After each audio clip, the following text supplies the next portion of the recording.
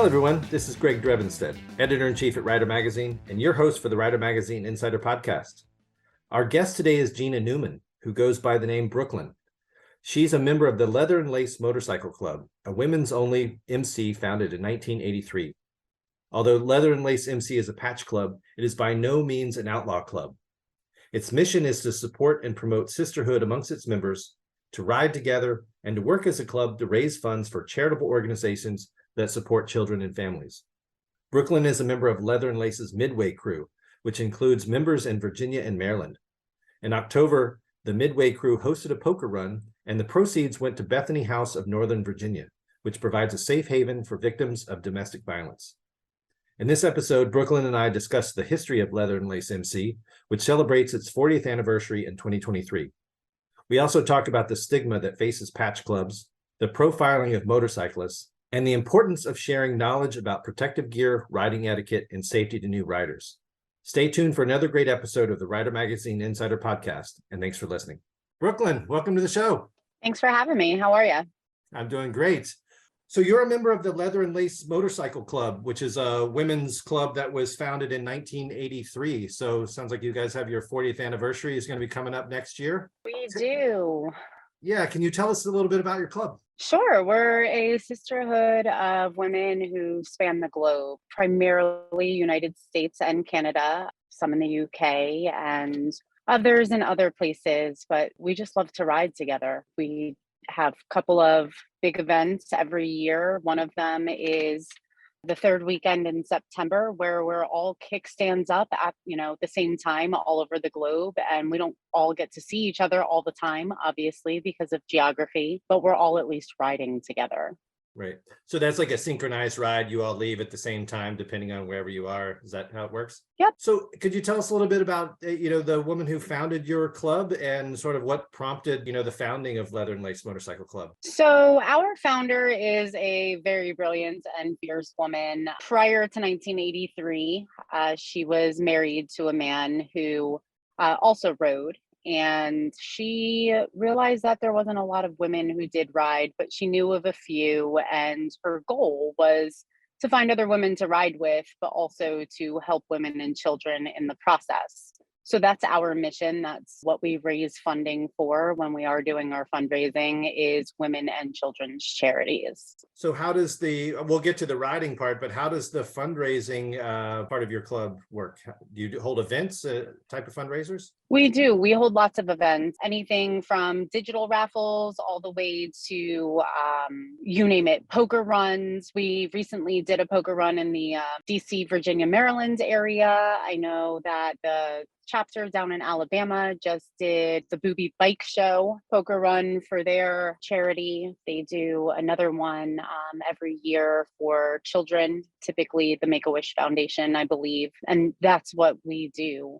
We personally, in the Maryland, DC, Virginia area, we work with Bethany House and we raise funds for them. They are a women and children's shelter who deal with domestic violence and rehabilitation. Well, that's a great mission. I know you're probably quite familiar that, it seems like motorcyclists are very good about coming together to support good causes. There's the Ride for Kids for the Pediatric Brain Tumor Foundation.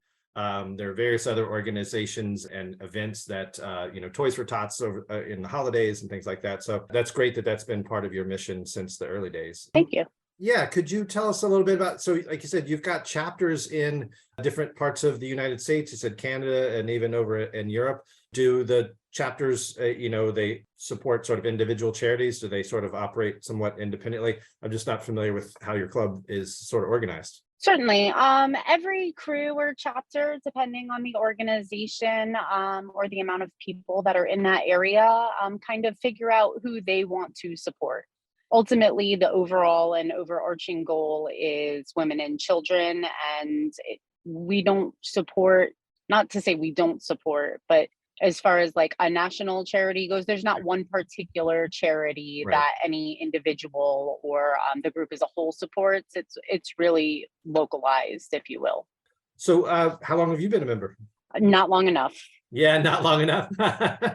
So in terms of your organization, I know that, for example, the Motorcycle Industry Council, they have statistics about motorcycle ownership over the years. And in 1990, only about 6% of motorcycle owners were female.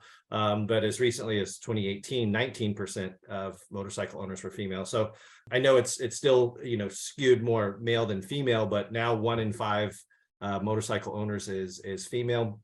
Since your organization's been around for almost 40 years, have you seen, growth and interest in joining your organization, or have you noticed a growth in the number of female motorcyclists at events and things like that?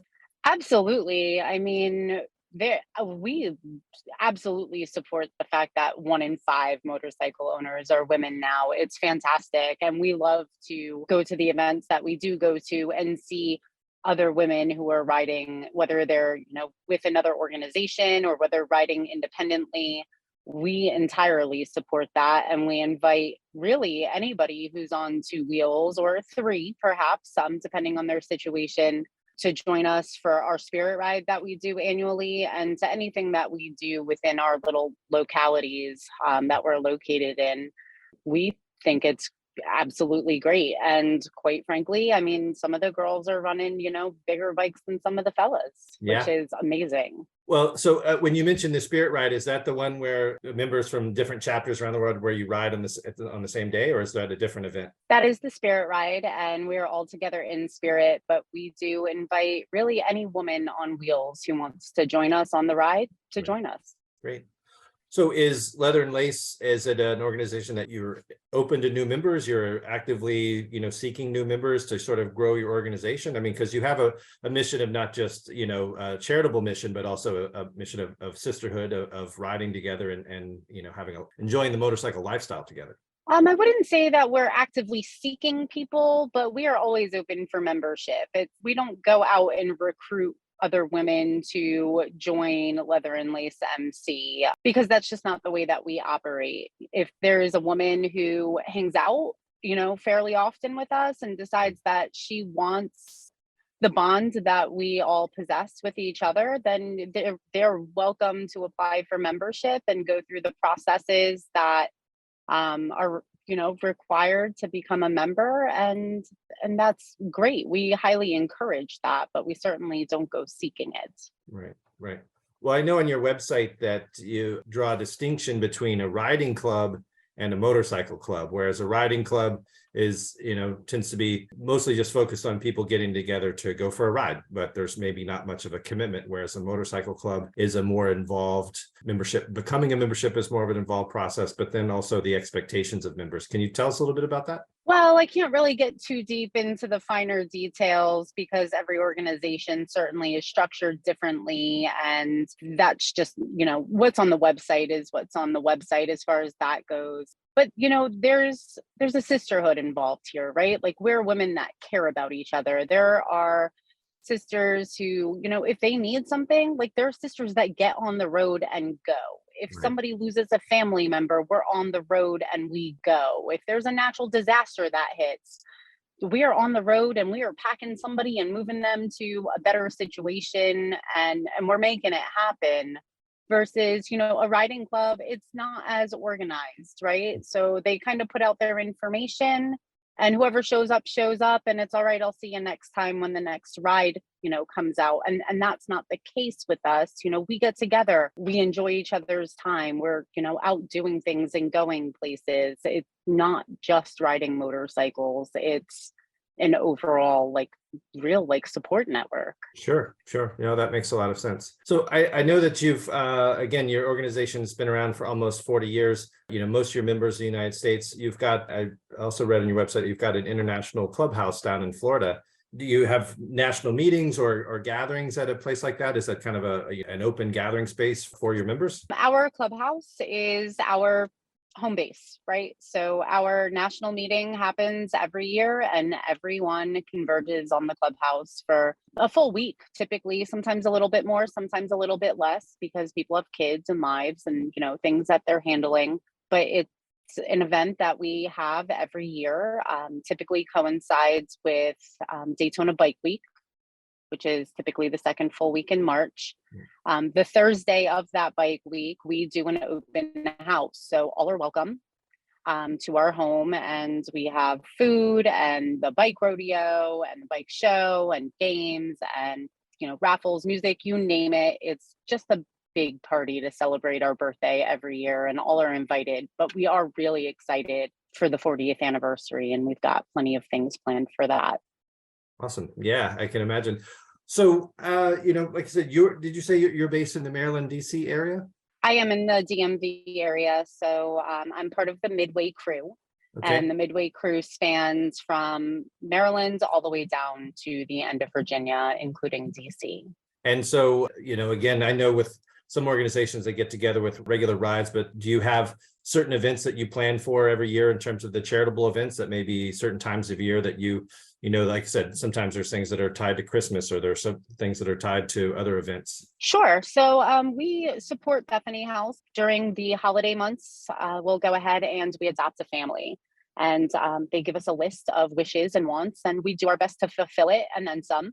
So that's like our winter quarter. The first quarter of the year, we typically try to spend some time and donate time, right? So that's, either cooking a dinner and serving the families and getting them into like some semblance of normal that's like not, typically, locked away in a safe house because they are domestic violence victims.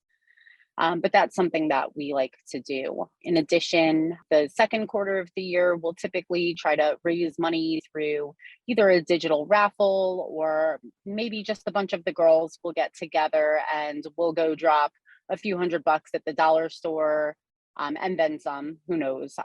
We come up with all kinds of, fun things, and just, pack them with cleaning supplies and toilet paper and paper towels, some of the necessities that like are really kind of overthought when people are donating to charity. And then this last year, we did our very first poker run for them, which was quite successful. And, all the proceeds of that went to Bethany House. Great. Well, again, I think what the charitable efforts of your organization you really demonstrate is that, there are people that even the basic needs that we take for granted, it's, if people are in challenging circumstances in their life, like I said, if they're in a domestic violence shelter, there may be other unfortunate circumstances they've dealt with, is that for, folks to band together and to either adopt a family or to provide some basic necessities, makes a huge impact on people's lives. So that's to be commended for all of your efforts. Yeah. Well, like I say, I know that's an original part of your organization's mission. It's not, just the social or sisterhood component of having a club, but it's to actually, it's not just safety in numbers, but it's like the multiplying effect of multiple people, what you can do when you get together for a poker run or an event like that. So that's great. I realize that, because you're a members organization, what you would be doing for the 40th anniversary, it's not like a big rally or event that you would just be trying to promote. We definitely are looking forward to all of the 40th anniversary festivities. I mean, turning 40 for anybody is a big deal, but turning 40 for a motorcycle club, and a women's motorcycle club at that, is a really big deal. And there's a lot of rich history in the motorcycle community, and we're really blessed to be a part of it. And the fact that our founders fought so hard for it in what used to be such a male-dominated activity, as you described before, we are really looking forward to celebrating that, not only with each other, but with everybody who chooses to join us. Right. Yeah, that's great. So when you, in your part of the country, I mean, I know that I'm out in Southern California, so we're pretty blessed with having year-round riding, but I know that can be a riding season for folks in northern climates. Do you have any organized rides coming up between now to kind of before the riding season? Well, our rule of thumb is if there's not salt on the street, it's definitely rideable. And we will ride year long as the street doesn't have salt on it. Luckily, where we're at, it doesn't snow quite a bit as much as some other parts of the country. But, a heated vest and, some heated gloves and maybe some heated grips will get us through. As far as an organized ride goes, we organize rides with each other all the time, not necessarily big rally rides or, big group rides, but Oh, that's what we do is we ride together. Well, you make a good point about things like the heated grips and heated apparel. That can really be a game changer to extend your riding season, even if it's just cold and there's not snow on the ground. But I actually lived in Philadelphia for a few years, and it got pretty cold up there, but similar to the DC area, Northern Virginia area, it didn't really snow very much, but it got pretty cold and bitter. And so definitely have to bundle up for that. So one of the things that, when you're riding with other people, is the idea of group safety when it comes to riding. Because so when you have members that or prospective members, people that ride with you, how do you sort of work with them to know sort of what the etiquette of riding with your group is? Because I know it kind of differs from group to group. Some of them are real hang loose. Some of them are a little bit more structured to make sure that, like I said, it's either safety in numbers, or it's just to make sure that you can expect what other people you're riding with are going to do. That's a really great question, actually. Typically, if somebody, let's say, wants to come hang out with the Midway Crue, right? They may have reached out to the Midway Crue on their own through Facebook or through whatever other avenues, or they may have just run into me in the street and been like, holy crap, you're a girl on a bike and I need to like hang out with you. Typically that'll, lead down the path of, all right, let's go for a ride. And maybe we'll go for another ride. And then that'll turn into, well, where's the rest of your people at? And I'll be like, well, come on, let's go meet them. And at that point, I've ridden with somebody a time or two to know that they're capable of riding safely in the group. And we're also very cognizant of the fact that there's a lot of women getting on bikes for the very first time, or not necessarily for the first time, but they're newer. They're not as seasoned riders. And we never expect anybody to ride outside of their comfort zone. And we do truly believe in riding not down to somebody's level, but to assist somebody in riding within their comfort zone and not feeling like they're unsafe or feeling left out. So if Right. we know that you're a new rider, well, I mean, we do, go maybe 5 over the speed limit or whatever it is to, stay in the flow of traffic. We don't want to be unsafe motorcycle riders on the road, but we're certainly not taking you in a 45, mile an hour zone and acting like jerks, because we don't ride that way either. Right.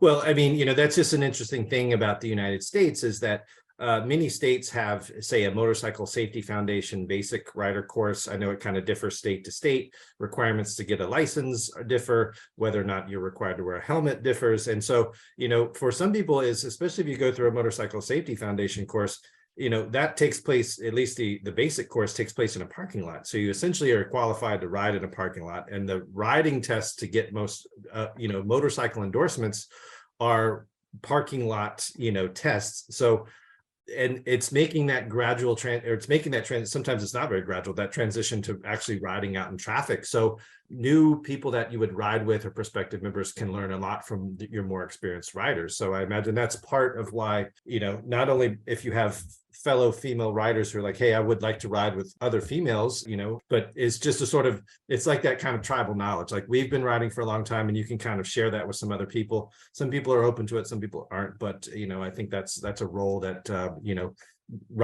responsible riding groups can play. I agree with you. I mean, just, as we were speaking, there was a girl that ran up on me at a local event. Holy crap, I heard about you. I didn't know you guys really existed until I saw what you were wearing. Let's go for a ride. And as you have it, a couple rides later, and, here she is. She's a member of Leather and Lace MC. She was a new rider at the time. And as far as new goes time wise, she's still a little bit new, but let me tell you, she can ride.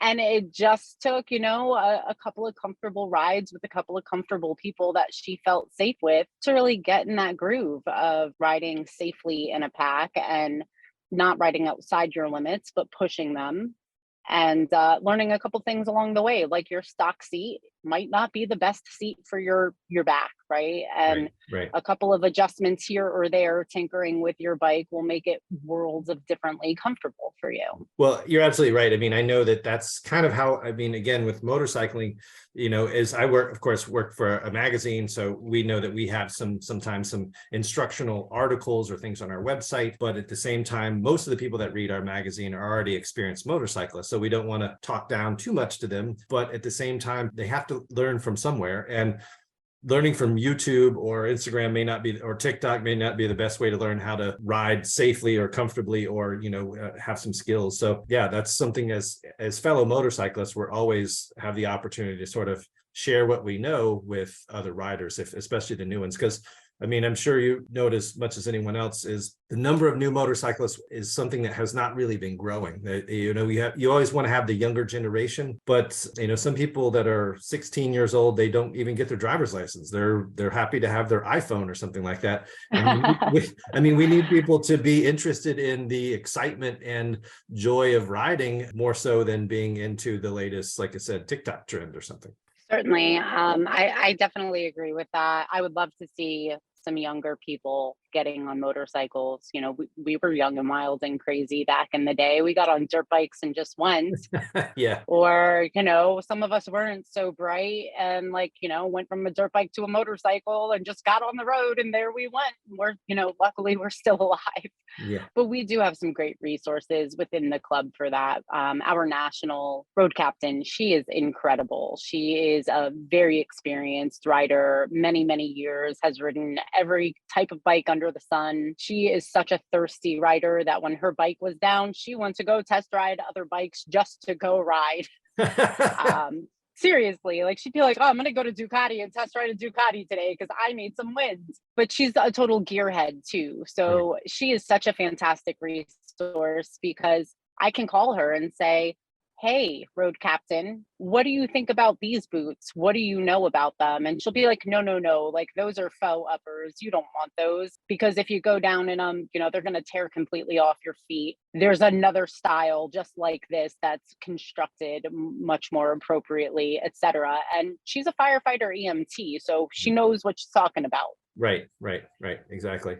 So one of the things I'm curious about is, your organization, like I said, if you're a full member of the club, you have a patched jacket. Is that correct? That is correct. So, I know that just as a motorcyclist myself, there's this kind of like general society view of motorcyclists. And then what motorcyclists know, is that there's always been this kind of bad or rebel image. Is that, do you and your fellow members struggle with some of the stigma in being at events or from general public or something like that? Clearly, because of what your mission and organization is not about being, an outlaw, but that's still a sort of an image or stigma that a lot of motorcyclists get. Is that a problem? I think that it's a problem for anybody who wears a vest, whether there's a patch on it or not, right? I see plenty of people out on the road who don't have patches on their vests. And I think if you're on a motorcycle and you're wearing a vest, there's probably some profiling going on. And actually, one of the sisters who happens to have been in the club for quite some time, she does a lot of close work with the Motorcycle Profiling Project. And they are incredible about sending out surveys and getting letters to congressmen and changing laws and changing the way that motorcyclists in general, let alone those of us who are bikers. But yeah, there's resources for that in the club too. And we are certainly making the moves that we need to make, showing up to wherever we need to show up to make sure our voice is heard on behalf of all motorcyclists. Right. Well, I know particularly, I mean, since you're in the DC area, is that some cities, that's where there can be motorcycle only checkpoints, and organizations like the American Motorcyclists Association are trying to outlaw things like that because it unfairly discriminates against motorcyclists. So, you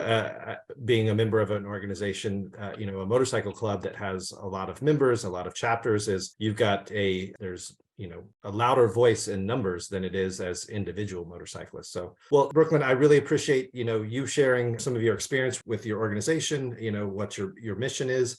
Is there anything else that you'd want to share with our listeners about either Leather and Lace, about, motorcycling in general? Just enjoy the wind, enjoy each other, be kind to each other, and keep riding. Great, great. Well, can we direct folks to the Leather and Lace website if they're interested in learning more about your organization? There may be some riders who might be interested in potentially joining. Certainly, we welcome anybody to come visit our website, fill out an inquiry form. Somebody will be in contact. You can follow us on Facebook. You can follow us on Instagram. We're even featured in some stuff on Nat Geo. Great. So yeah, I mean, we're all over the place. Please come, reach out. Great. Well, thanks again for your time, Brooklyn. And we'll make sure we'll have some links in the show notes to your social media pages, to the website for Leather and Lace Motorcycle Club. So for the Rider Magazine Insider Podcast, thanks for listening, and keep the rubber side down. Thank you. If you've enjoyed listening to the Rider Magazine Insider Podcast, please subscribe, leave us a positive rating, and tell your friends. We also encourage you to visit ridermagazine.com, where you can get the latest in motorcycle news and reviews and sign up for our free weekly newsletter. You can also subscribe to print and digital editions of Rider Magazine, which is published 12 times a year. Thanks again for listening.